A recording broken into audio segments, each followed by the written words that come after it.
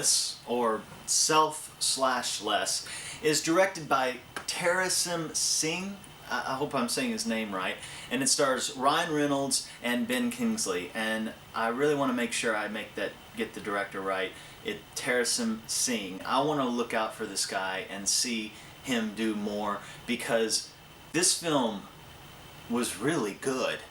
It's kind of a sleeper movie. It kind of sneaked in with all the other movies playing. I haven't seen a film like this since The Game with Michael Douglas.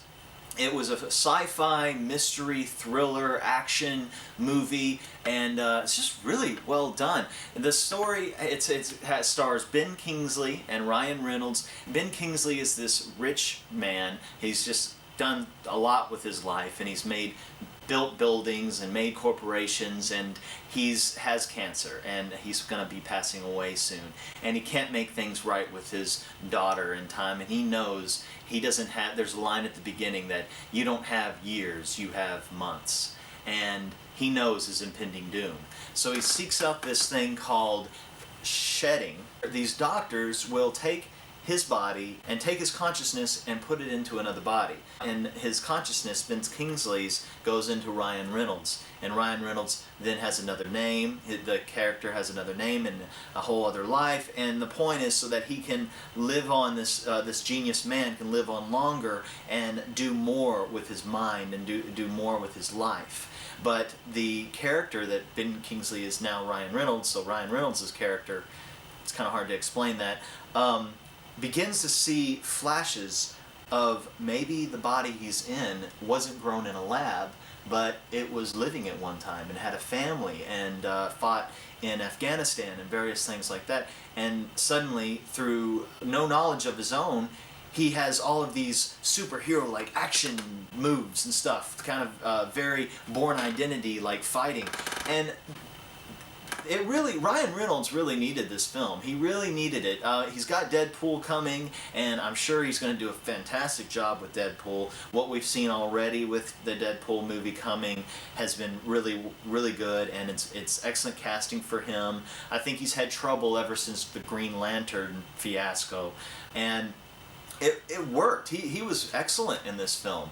And Ben Kingsley was really, really good. Of course, it's Ben Kingsley, but don't look for him for too long. He's not in the movie much, you know. He's in the beginning, and it was very well done. It had some techniques that I really enjoyed. The pacing of this film was perfect. It was superb. It really moved very, very well. What would happen was you would have two characters talking about what they're going to do, what they need to do, but they start the conversation and you see them carry out what they're talking about before they're finished talking about it. So they're kind of narrating it, the future, and then you see it happen. That's a really great technique to just keep the movie moving.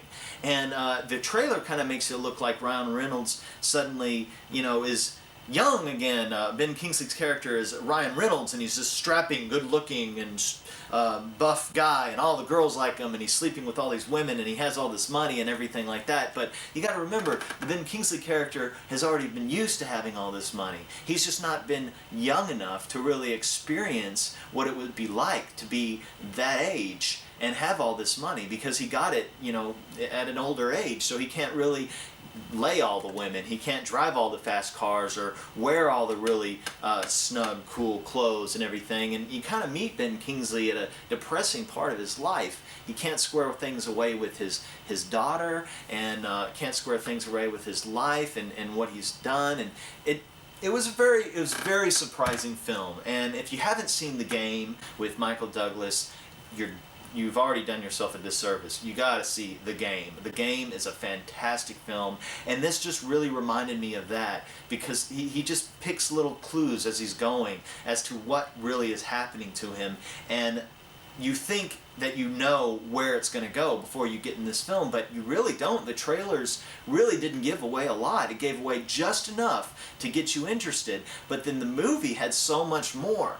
And the love interest was very good, and the little girl, and just there was surprises that I didn't see coming, and I haven't seen that from a film for a long time. There's been a slew of movies where you know where you're going, and when something happens, you act surprised, but you knew it was going to happen. You kind of saw it coming. Overall execution of the film was great, and I give it up for Tarasim Singh. I'm going to go back. I got to see what else this guy has done and look for him in the future. Just a really good movie. And that is why, for what it is, I am giving Self/Less or Selfless an A.